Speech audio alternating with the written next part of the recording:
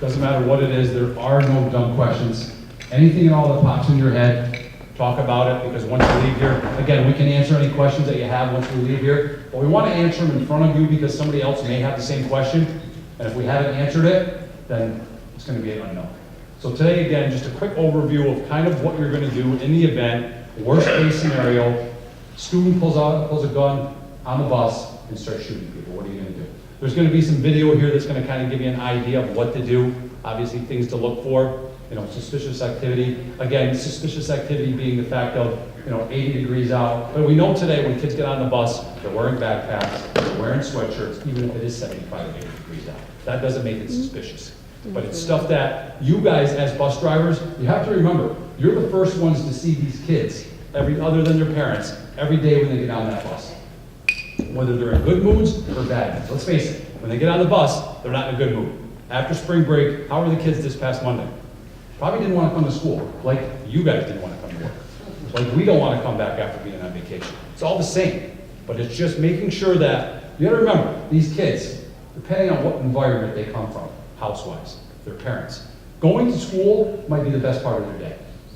6, 7, 8 hours of school with their friends, with other staff, that's a good part of their day. Now they gotta go home, and that's a bad part of their day. So you gotta make it a positive effect to them when they get on your bus, and you start talking to them, how's your morning? Have a good day at school. And again, not everybody's gonna do that. And again, I know you guys have a set of rules to live by, but you have to remember that the policy that the school has made for you, on the bus when the active shooting occurrence occurs, there are no rules. This is about survival, whether it be yourself, your students, whatever the case is. Now you guys practice fire drills on the bus, correct? How many was it? Two a year? Three a year, obviously. Again, down the road here, we would like to do something with staff, with the students, in the event something is occurring on a bus, because if we're not preparing kids what to do during an incident on a bus, they're not gonna survive. Because we've gotten away from, and like John said, years ago, we weren't even allowed in the schools. Finally, 6, 7 years ago when I started this program, it finally came full circle where they said, you know what? Yeah, we want police involvement. Because every time a cop was inside a school, what was happening? There was a problem. Well, those days are over. It's okay to have us in your school. Obviously, John's doing a fabulous job here, we hope, right? I mean, you guys see him every day. He's a friendly face. Yeah, he's a part of the society here, but he's also part of being a mentor. That's what this is about. Having that friendly face of being in the school, can he see a problem, just being able for these kids to have somebody to talk to. Again, I can ramble for hours here just talking about myself and about John and about Austin, but we won't do that today. Just again, this is kind of an idea. Prepare to prevent an active shooter event. It's in your hands. If you see something, say something. This is the stuff you need to think about. Kids on the bus, co-workers, talking about active shooting events, stuff that they think that's, now what kind of access do you guys have at your workplace over there, computer-wise? If somebody puts in something about an active shooting event, or puts in Oklahoma City, are they allowed to go into that system? I'm not sure. I can, but I'm not sure. Okay, I just didn't know if that threw up a red flag or whatever. Okay, but this is something you guys you're walking to work, and one of your coworkers looking up stuff like that, that stuff needs to be reported. See something, say something. It could be suspicious, it may not be suspicious at all, but if they're looking up guns, they're bringing in gun magazines, they have a fascination to weapons, they talk about this stuff all the time, just mention it to somebody. It could be harmless, but it's something we may not want to know about. School bus safety, again, practice does not make perfect, only perfect practice. Why do we do, when you guys have the evacuations on your buses for a fire, why do you do that? Because you want it done perfectly, correct? So when we talk about doing lockdowns at schools, who in here knows what's going to happen during a lockdown inside school? You guys have no idea, right? Maybe 1 or 2 of you, 3 of you. The plan here, and we're going to talk to John, talk to the administration here, is actually have you in here when a lockdown occurs. Just so you have an idea of what's going on, because it could be something simple where, have they done anything with blue lights here on the outside of the building? Yes. Okay, we're talking about doing that? Yeah, we're getting them, so that way, the idea of the blue light, so there'll be a blue light, if the school goes into a lockdown, blue lights outside of the school will activate to alert. Obviously, I've already talked to Mr. Clark about this. He sent out a group text, mass text to notify you guys, because we don't want you coming to the school with students or without if there's a lockdown, right? So if there are blue lights outside the school and you are coming back either to pick up, drop off, or whatever, you would avoid that. So does that make sense to everybody? Yeah. So, but it is important for you guys to kind of see what's going on inside here, so that way you know, even if you're here, I see some of you guys are in here during the day, So some of you guys do double duties, you guys are all over the place. So it's important that you guys know what's going on. When you say double duty, what do you mean? Like, so there's some aides, yeah, so bus drivers, there's aides, there's some people that are not just driving the bus, but are also in the school during the day. Okay. You know what I mean? So, Cafeteria. yeah. Yeah, well, that's, and again, I think that the blue light, obviously, John had talked about whether it be on the exterior. We're also talking about doing it in the gymnasium, places where obviously it's quite loud, you know, gymnasium, cafeteria. But the other thing is to the signboard out there, something that we would need to maybe work on out there, Yep. that just have lockdown come across that screen out there. But there should be some kind of remote blue light out there at the front of the building in the event that all of a sudden now you're coming up 147, you already see the blue light, you're moving on. That's kind of what, but again, you need the training so you know what's going on when the blue light's activated. But again, a suggestion down the road here is have these guys involved in the lockdowns so they have an idea of what's going on. As aides, obviously, in the cafeteria, you guys have gone through lockdowns, correct? Some of you? Like some are saying no, some are saying yes, okay. So you think also too, like, oh, well, you know, if you have you're at your school bus, you're driving, whatever, if you see a critical incident or things, you're not going to pull up to the school. Well, it's happened. It happened. It happened recently. It was on the news. You know, whatever, whether it was a miscommunication, a bus full of school kids driving up to a lockdown situation. You know, that's fortunately everything was all right, and I'm not sure whether that was obviously it was some sort of miscommunication, but that could be from lack of training, that could be from a lot of things, but we don't want that to happen again. And it turned out that that situation was all right, but if that had been an active shooter and you have a bus full of kids, either blocking people leaving, blocking it, the whole thing is just a bad idea. So, and I'm not specifically coming down on that driver because I don't know if that was a situation of, you know, they didn't know, but we don't want that to happen. That just doesn't make any sense. I don't know what happened. Just one thing, guys. If you saw probably 2 weeks ago, CNN's top story was the Parkland principal under investigation. The report hasn't come out yet. He wasn't even there. So why is he under investigation? Was his staff not prepared? Was he the only one allowed to call lockdown? So we're going to see what happens with that report. And my guess is those people were not prepared. But he's under investigation right now, and he wasn't even. Close that, yeah, close that box out. And then, Under investigation too.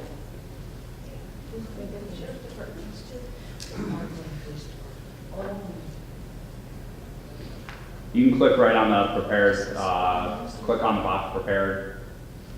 Go ahead. Hey, can you, you got it? We're good. Okay, we're good, sorry. I think they time it out. Yeah. Obviously at Parkland, this is something you guys need to know about, I don't know how much because I was paying attention to this up here, is that obviously the sheriff got fired. Everybody else is going to be held responsible because inevitably what happens here is if you're not properly trained, the people that actually run the school, those people are going to be, those people are responsible.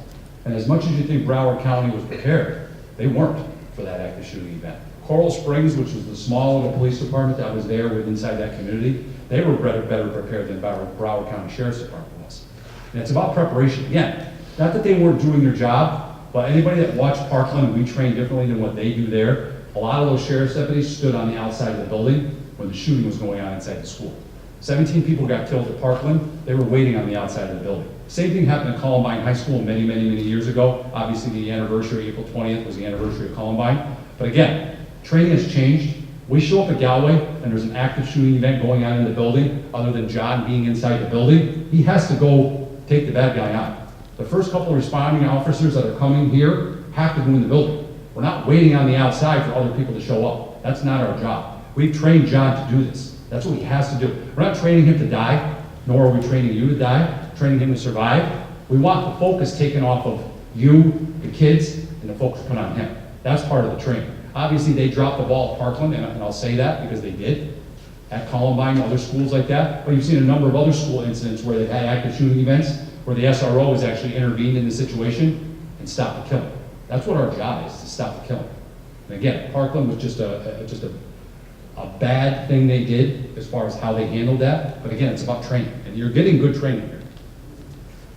Again, just kind of read that. I'm not going to read this verbatim for you guys, but just get an idea. School bus safety, obviously, we talked about, starts with you.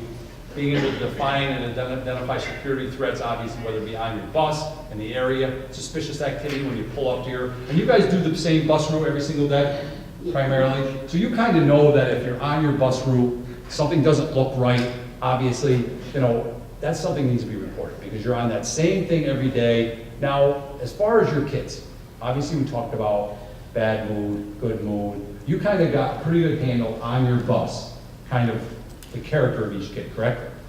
Pretty much. So if there's something a little bit off, that's something you may want to tell somebody. You know, they might be sitting by there. How many kids are on an average bus here? 20, 25? Oh, 6. Okay, you guys are packed in there like sardines. Okay. But again, you know, not everybody can sit by themselves, and everybody's pretty much doubled up. Yeah, they all know that. Oh, they all double up. Okay. Again, it's just that you guys get the feeling of your kids. So again, see something, say something. Again, today we're going to provide some suggestions. Again, we talked about this, knowing or applying your district's established procedures. Again, they've made procedures for you. During an active shooting event on the bus, there are no procedures. This is about survival. It's life or death. Again, look for people who are not where they're supposed to be. Again, you know your area. Look lost, appear to be conducting surveillance, cause disruptions, show an unusual interest, abandon an item, only possess a weapon, or obviously that's an obvious, use a vehicle in a suspicious way. Cause for concern, unusual or prolonged interest in security measures. Again, unknown people, videotaping, individuals attempting to enter the bus, alarming unusual statements, which we talked about, Oklahoma City, 9/11, Columbine, Sandy Hook. Is this stuff kids are talking about, parents are talking about, whatever the case might be. Just kind of gives you a little bit of a basic idea here of the video.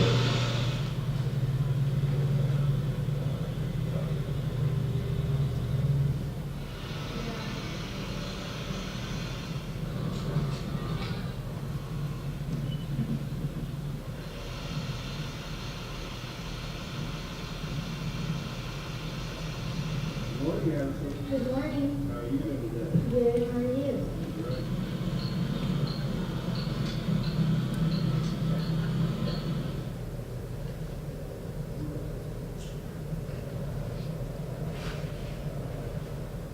Who is that guy?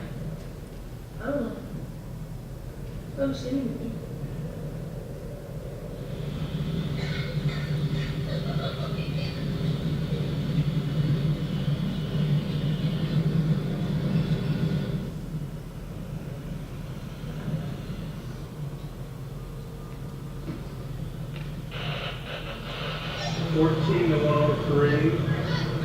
I'm passing up my third stop in Augusta Woods at Holland's house because of the suspicious character working around. I'm going to endanger the rest of the kids. I need some help, please.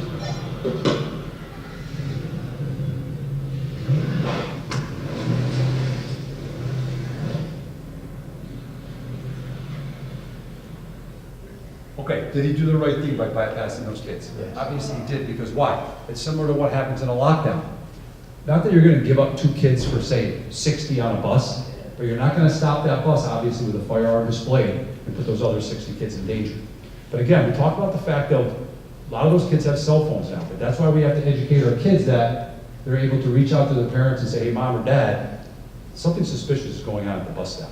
There's a guy here in a pickup, not sure, we've never seen him before, or the parents inside their house, because obviously you saw a number of houses in that area, looking out their window and going, okay, why is this guy at the bus stop? And we understand people work, their kids are at the bus stop, but this is stuff we're talking about, see something, say something, suspicious activity.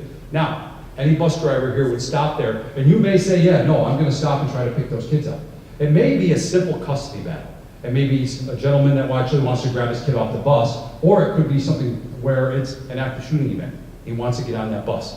There, unknown, but again, doing the right thing is bypassing that bus. Similar to what happens inside a lockdown, and again, we'll talk about this down the road, is that once that classroom door is shut, similar to what happens on a bus, once that bus door is shut and you're pulling up to a suspicious activity, you're bypassing that. Similar to what happens inside a school when they go into a lockdown and that door is shut, that door is no longer being open. If a student is on outside of that door, pounding on that door to get in that classroom, once that lockdown's occurred, that kid is on his own. That's just the way it is. Staff, kids, whatever the case is. The police will come in that building, whether it be physically or by a key. Again, this is stuff to think about. Reporting an incident, again, you do have on your buses, are you able to open up your radio for like, say, 8 or 10 seconds? So you could hear that from dispatch? A lot of the drivers have either a rubber band or like a hair band or something they Oh, can put perfect. around it. Okay. Otherwise, it has to be held. It has to be held, okay, so they just could open it up for 10, well, they can open it up as long as they want, right, obviously. Keep it held if they want. Okay, you have GPS on the buses? We do have GPS on almost all Okay, are they numbered on the top? No. Okay, something to think about down the road here, I'm not saying do it tomorrow, but something to think about is just putting some kind of numbering system on the roof, just so in the event we can kind of get a better idea of what bus number or file, whatever the case might be, but it's just something to think about down the road. Use plain English, obviously, in the event, again, for an active shooter on a bus, do you have a code? No. With a kid with a gun on the bus, is there a code?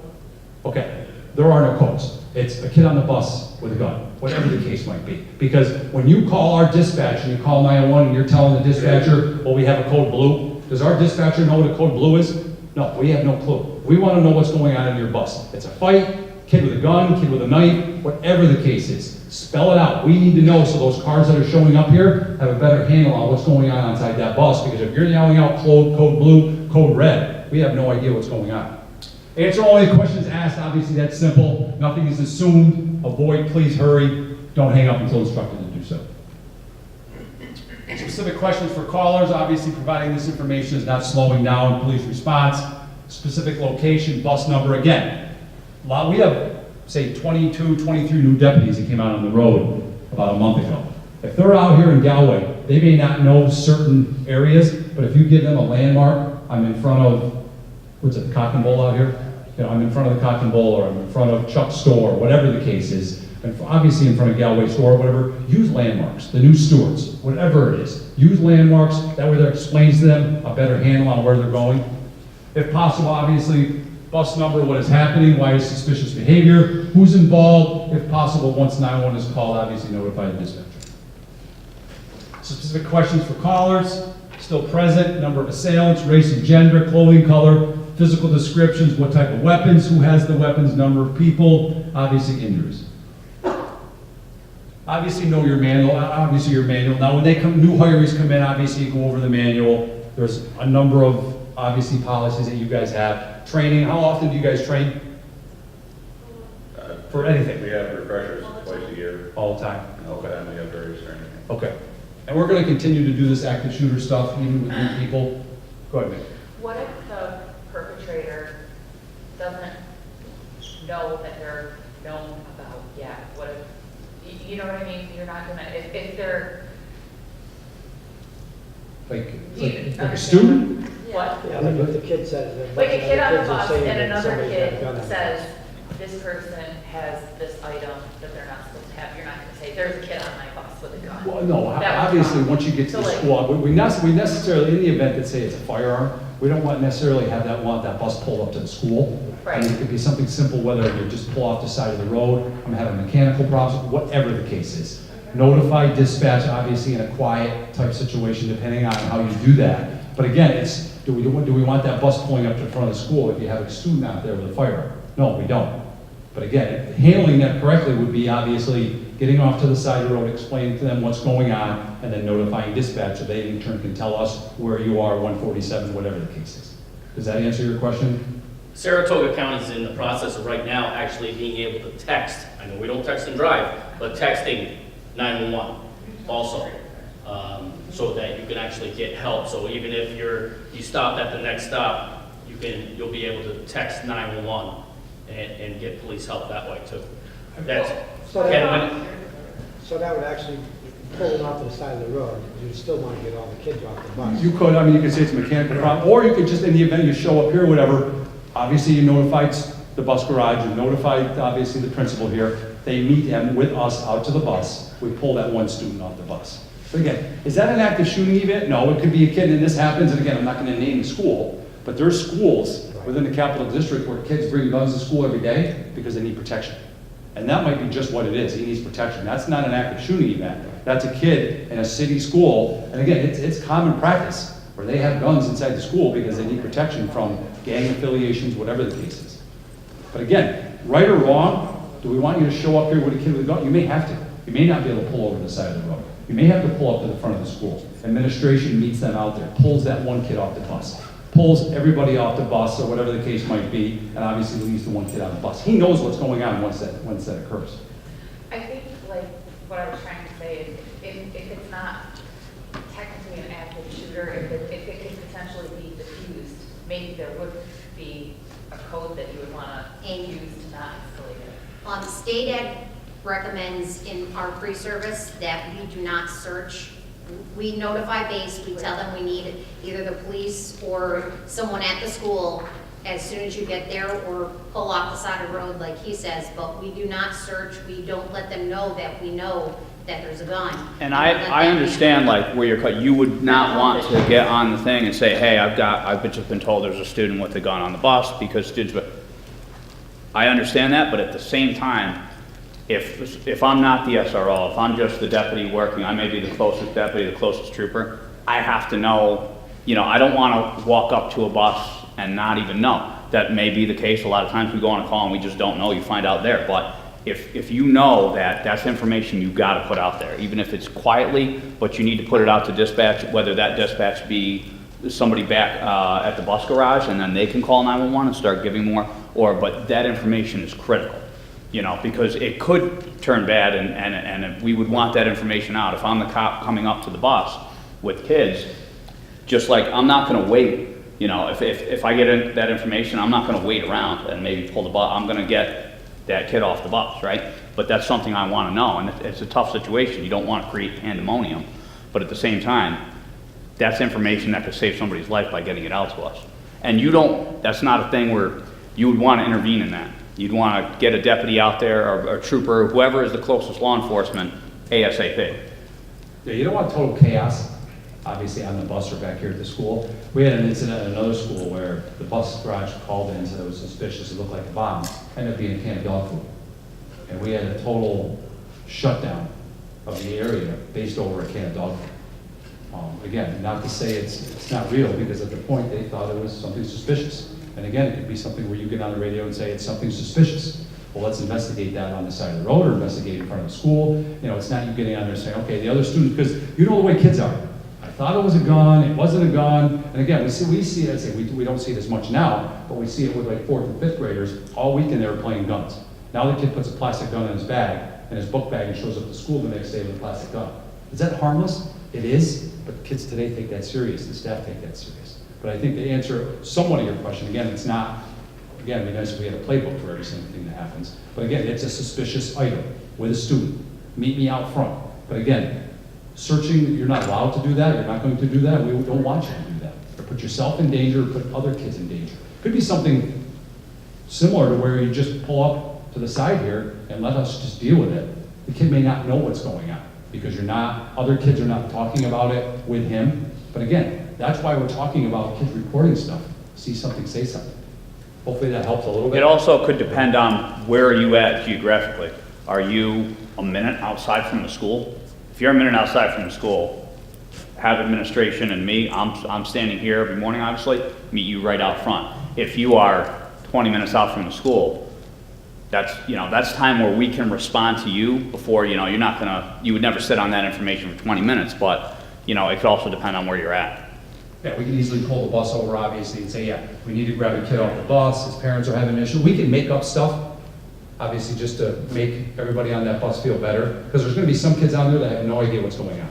There's 2 or 3 kids that actually think they saw it, and now we're leading into the fact that other kids, it's chaos, we don't want that. Again, this is stuff that you may deal with other than the active shooter. Obviously, a student acting out on the bus, custody dispute. Again, it could be a parent meeting you at the bus because he wants to take his kid. There's been a number of those things that happen. Abduction, active assailant.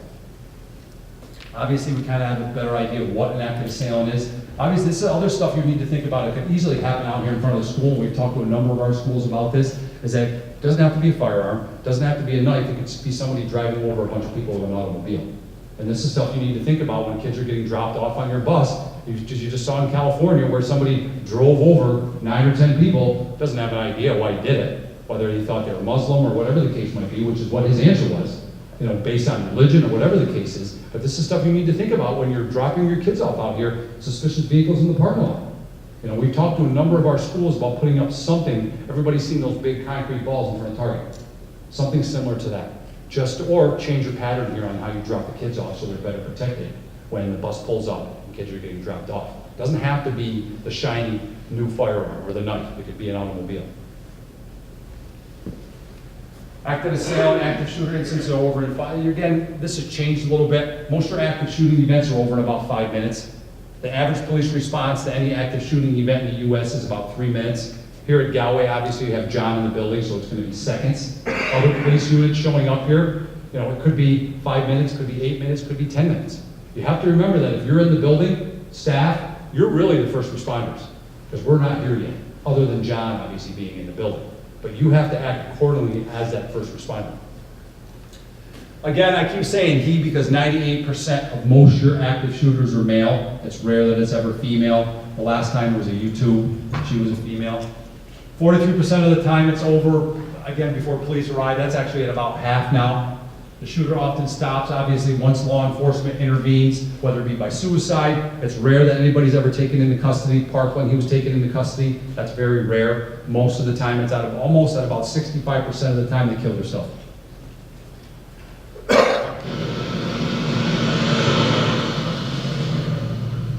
Hey, are you guys ready for that history quiz today? There's a history quiz today? I was doing the packet last night, yeah, but I fell asleep. Yeah, I was working really late. Well, we can study on the bus. So, what's his problem?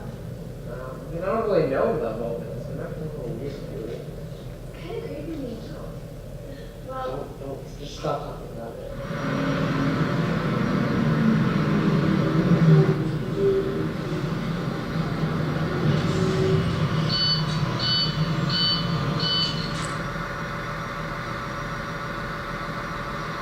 Good morning. good morning.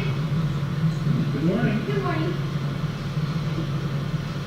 Good morning, guys. Is everyone all right?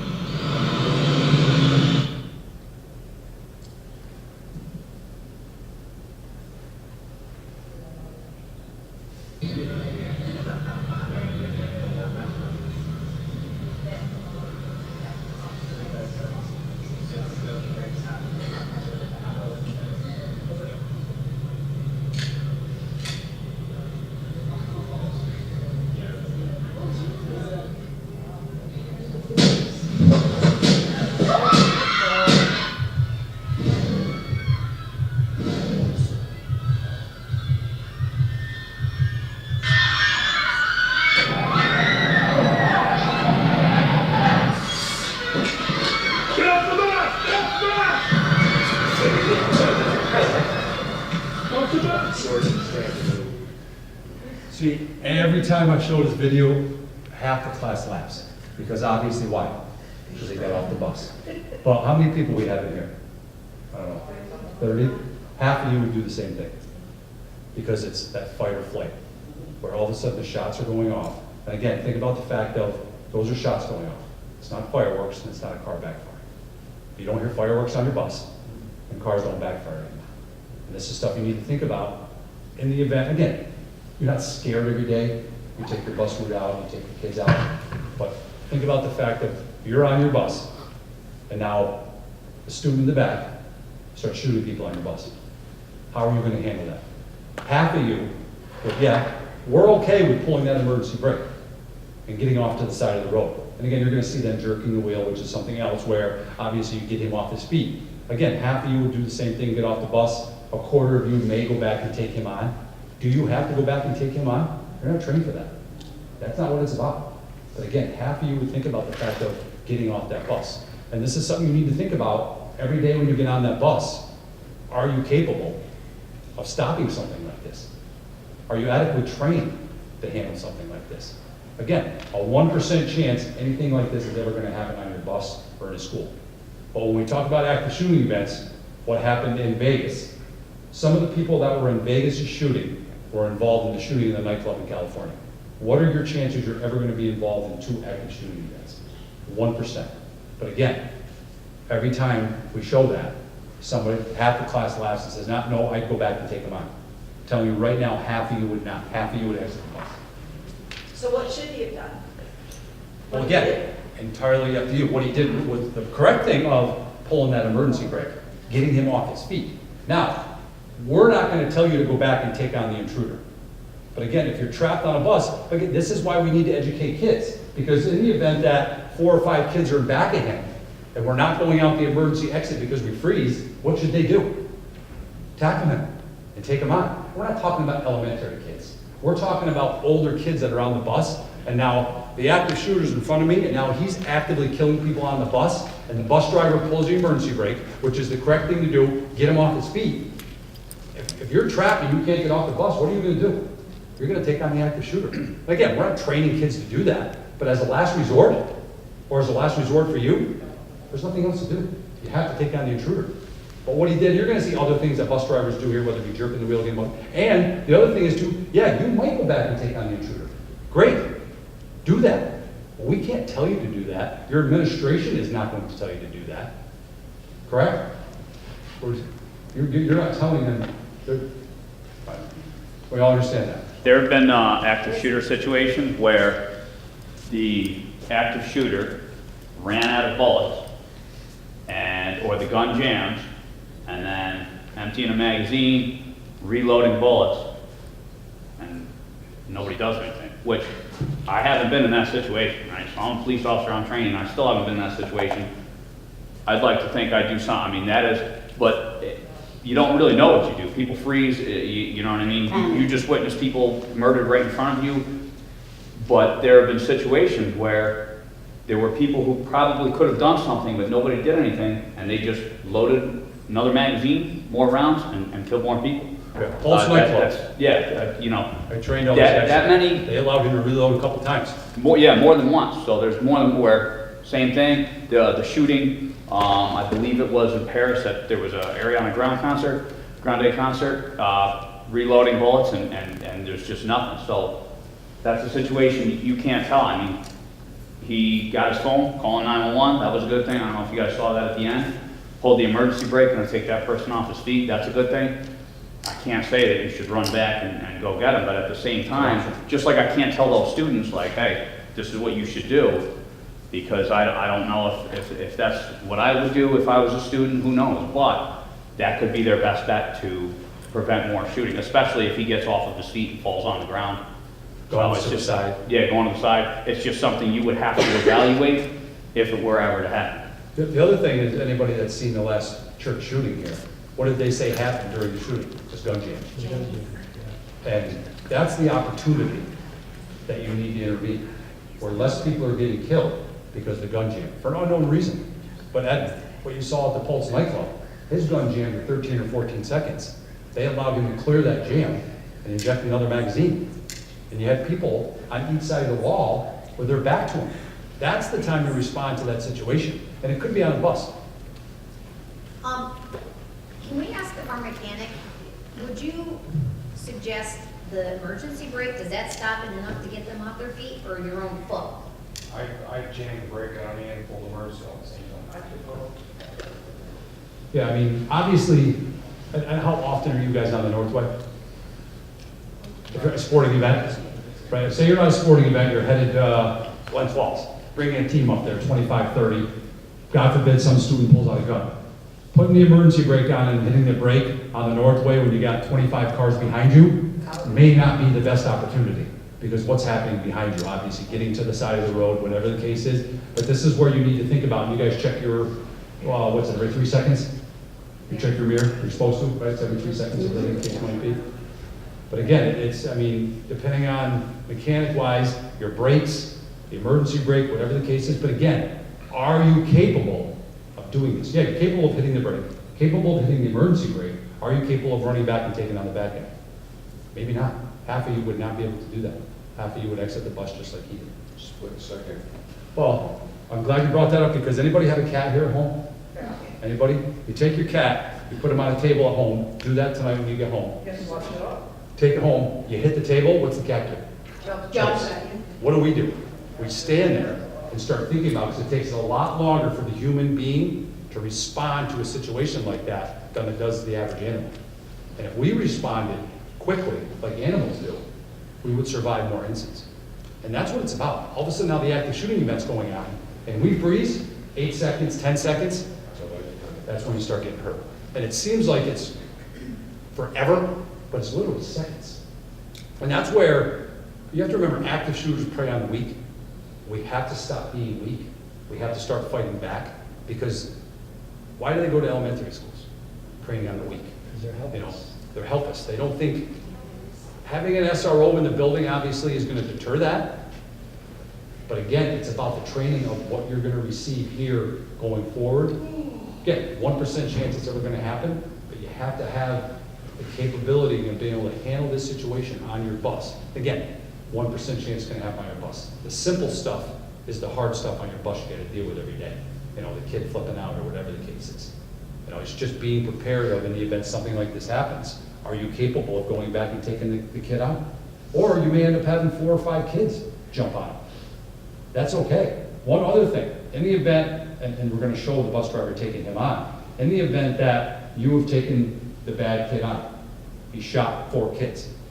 You tackled him, he's down, not deceased, the gun falls to the side.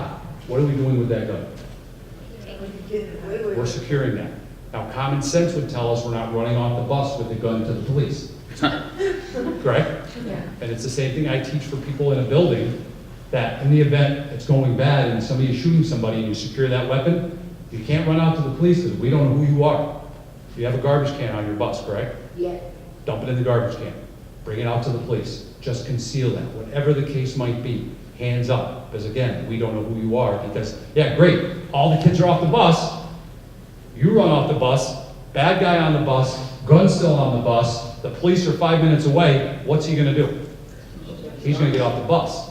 My suggestion to you that, and again, this is a process that needs to take place, in the event we've all got off the bus, we're still seeking cover. Cover meaning into a wood line, behind buildings, behind houses, just something. In the event that's going bad on the bus, and yeah, I can't take the gun, I can't secure it, we did all get off the bus, the 4 kids on the bus that are shot, so be it. But again, once you're off that bus, you gotta think about the fact that if we're all huddling by the bus, he's getting off the bus. And now you're still easy victims. So it's getting into that tree line, getting behind a building. It's the same thing in the event you evacuate the school. A lockdown, you couldn't get into a room, you're in the school, shots are going off, I've decided to evacuate the building, am I gonna be hanging out by the building? No, wood line. Same thing happens when the fire alarm goes off. Everybody has this nice little meeting point when the fire alarm goes off. You guys have a meeting point in your building, correct? Where everybody meets, but you don't? You should have it. For a fire drill. Now in the event it's an active shooter at your building, there is no meeting point. It's tree line, behind another building, whatever the case is. I would suggest doing that with the fire alarm. Have some sort of just a point where you guys meet so you can, because you realistically have no idea who exited the building, correct? You don't know who's in the building, you don't know what bus driver came back. So again, a suggestion would be just have some sort of a meeting point.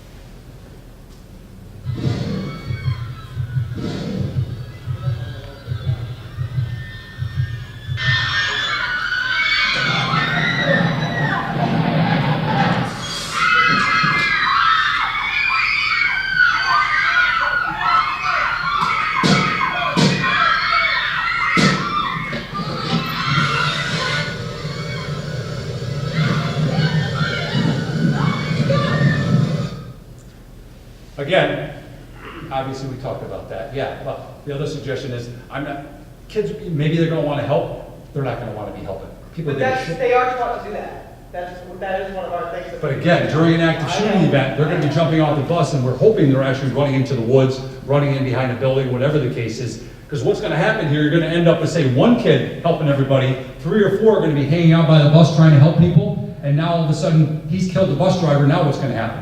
He's gonna exit the bus and start shooting more people. That's why, again, the problem, and I say the problem is we go from fire drills, having this nice orderly thing because we all exit the building, and again, this is something I don't know if John has talked about this with Galway, but a fire drill goes off. We know it's not a drill. I've been talking to a number of our schools that once that fire drill goes off, wait 8 or 10 seconds. Do you hear active fire within the building? It's not a drill. May not be a fire, it could be the intruder pulled the fire alarm, because now what's the think's gonna happen? Everybody's gonna exit the building. Similar to what happens here where, okay, they're taught to pull the door on a fire drill, start helping people off, but during an active shooting event, we can't have it. They need to get off the bus and get to a tree line, get behind other buildings. But again, things change because of policy.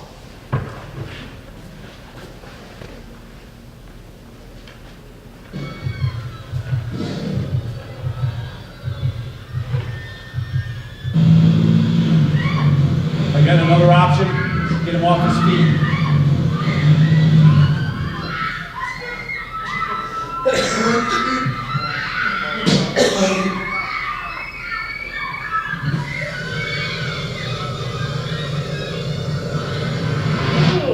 And during an active shooting event, and maybe one or two kids would, during an active shooting event with those kids running off that bus, I find it hard to believe that those kids would be helping each other off that bus. Again, it's fight or flight. You gotta flee. You're getting into a wood line, getting behind a house. You might have a couple brave ones that actually want to stay there and help, or you may end up having a couple brave kids that want to take on the intruder, whatever the case is. If they do that, yeah, we're not gonna train them to do that, no different than you, but again, are you capable of handling this situation?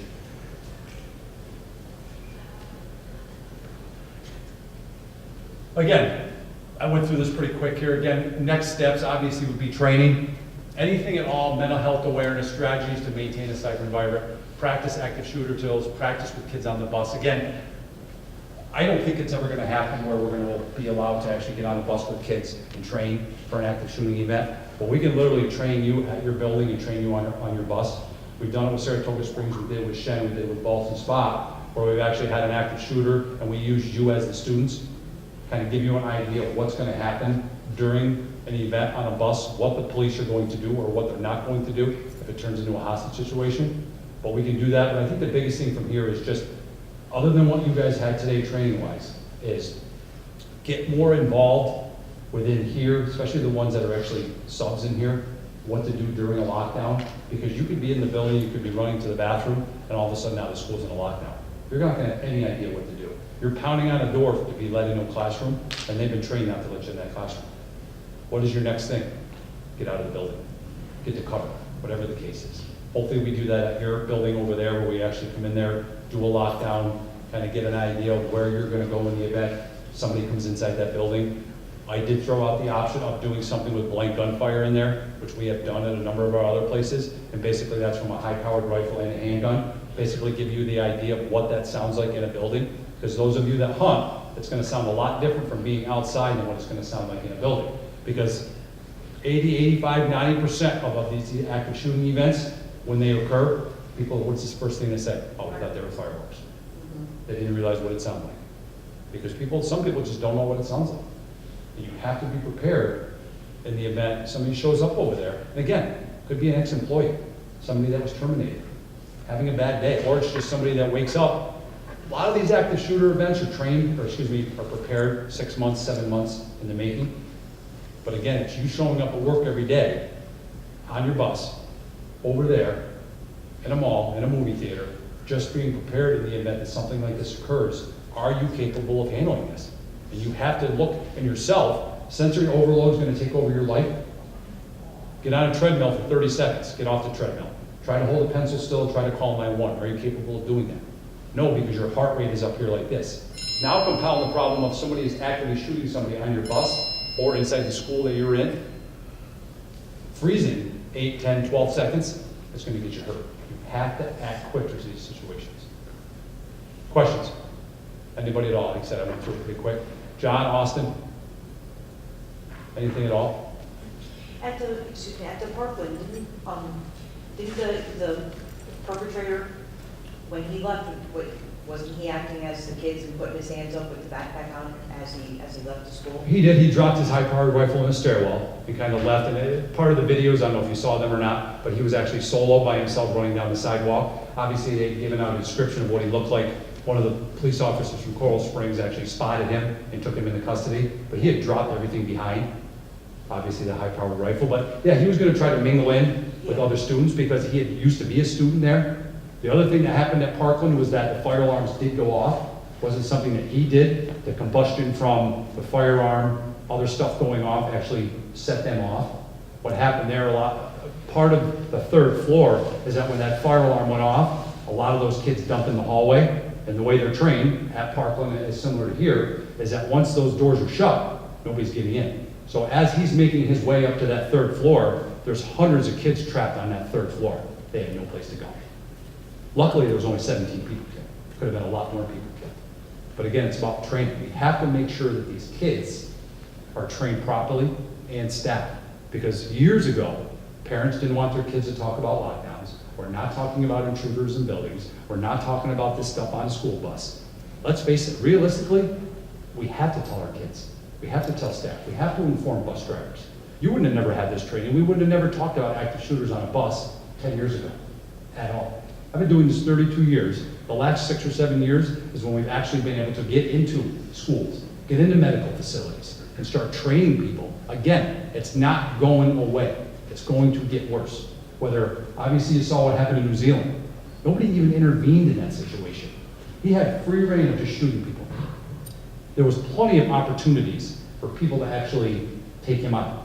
Because you have to remember, playing dead is not an option. I do not like that option in the event you're trapped in a room, because he's literally going to be scattering bullets across that room. I would rather take him out than I would playing dead. 50-50 shot that we're going to survive an active shooting event if you're playing dead. We have a better opportunity if I'm going to take him on and survive this incident. And again, it could be something, again, your mindset on a school bus if something like that bad goes on.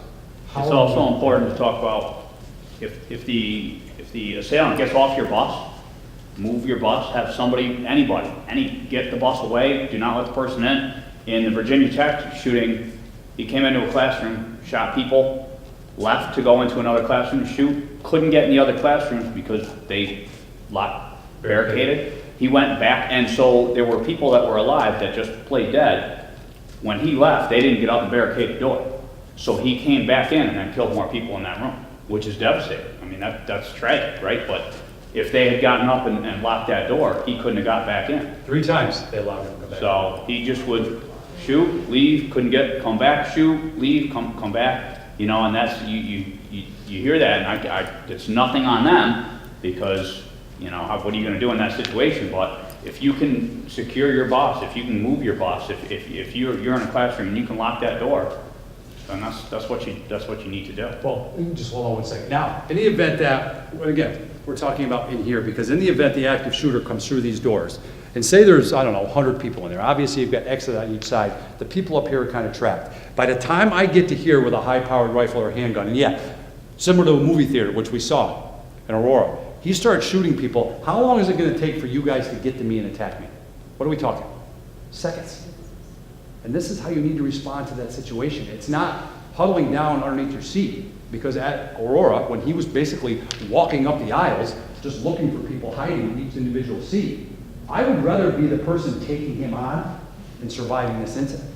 But this is stuff you need to think about, the fact that he's coming through those doors, what's going to happen. And now, once the police are in here, obviously, once we come in here, again, access, whatever the case is, forced or by key, everybody's going to be up against the wall, and that's a process. You have to remember that during a lockdown, you could be in a lockdown 4, 5, 6, 7, 8 hours.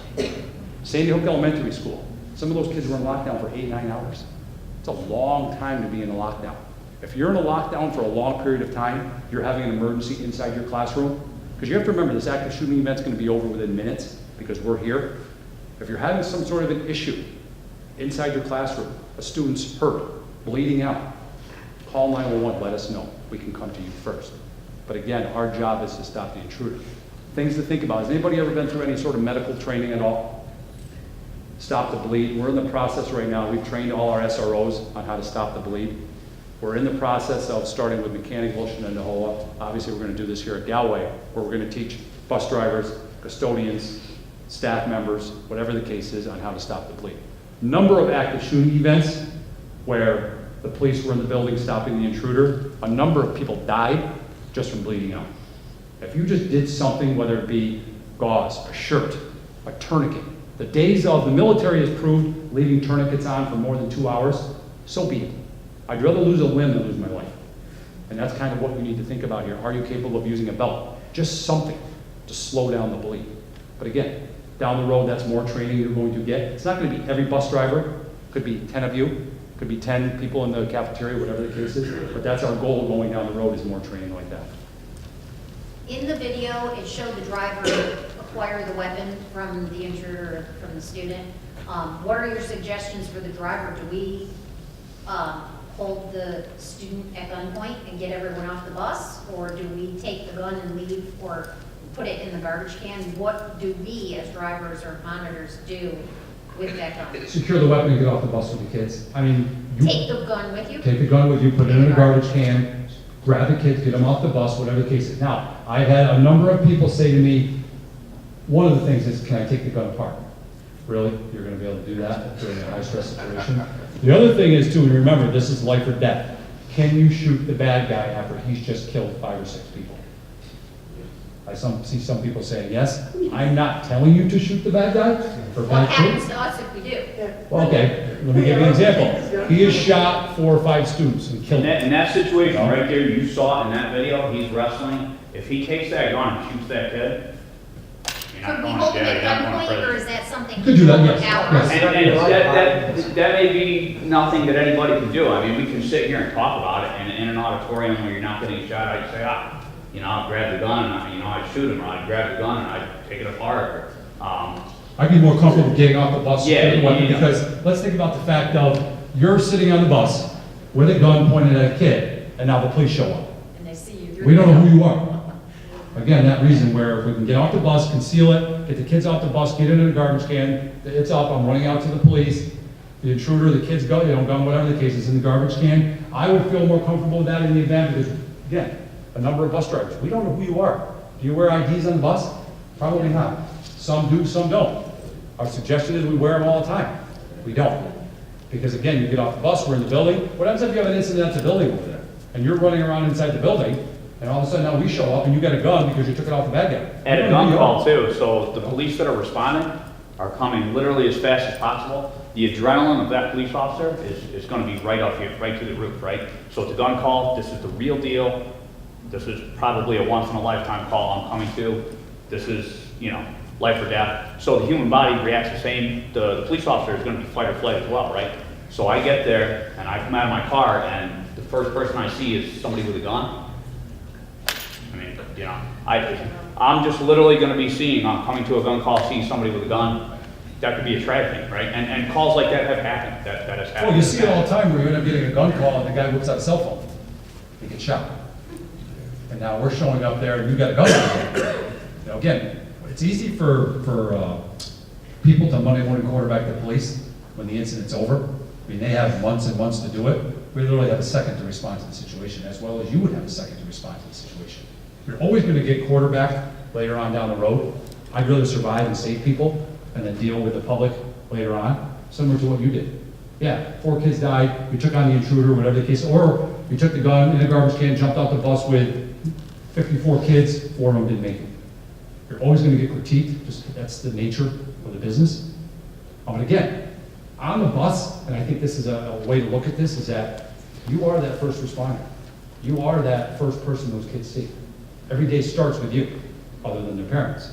And how is that day gonna continue? And at the end of the day, you're the first one they see, at the end of the day, you're the last one they see from the school. Again, you have to make that a positive experience. Everybody's gonna be in a great mood every day. You saw kids here, whatever the case might be. But it's just having a little bit of basic knowledge, some basic training on how to survive this incident.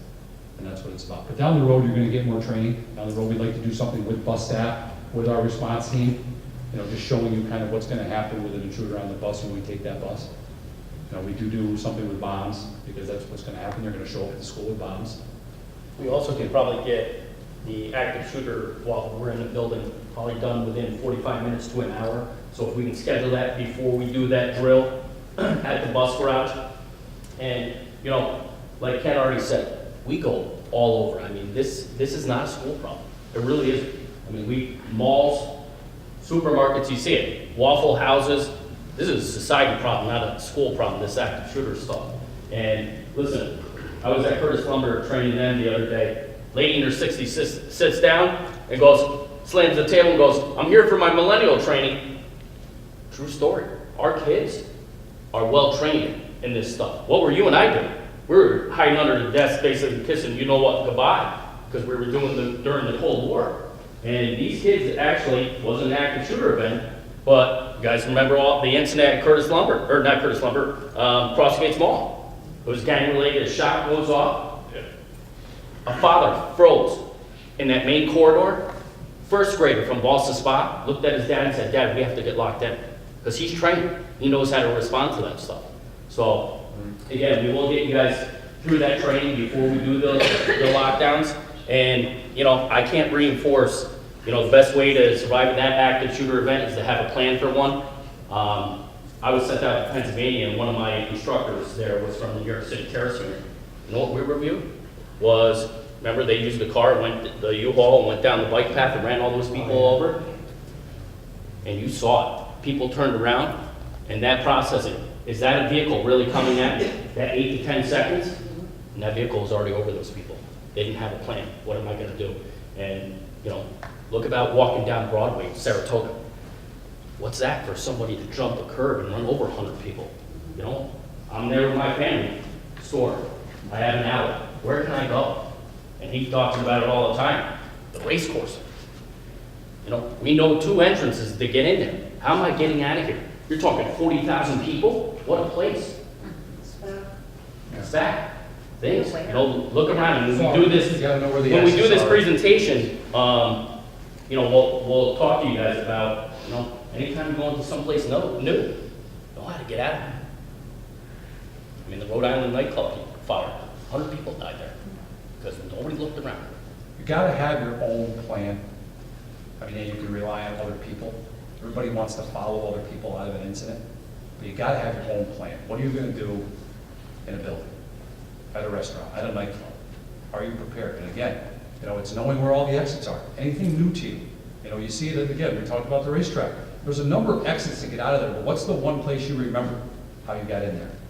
And again, it happens all the time. People start pointing, this is where we gotta go. It happened in Vegas. There was a number of exits for those people to get out, but they all ran towards the one entrance they remembered, because we're not thinking about where the other exits are. And when chaos starts, I already said it, sensory overload takes over your life.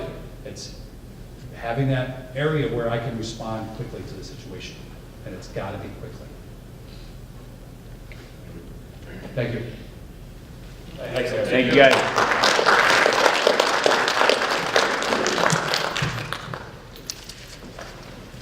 Thanks to our, what do you call yourself, not the IT person? Not the IT person.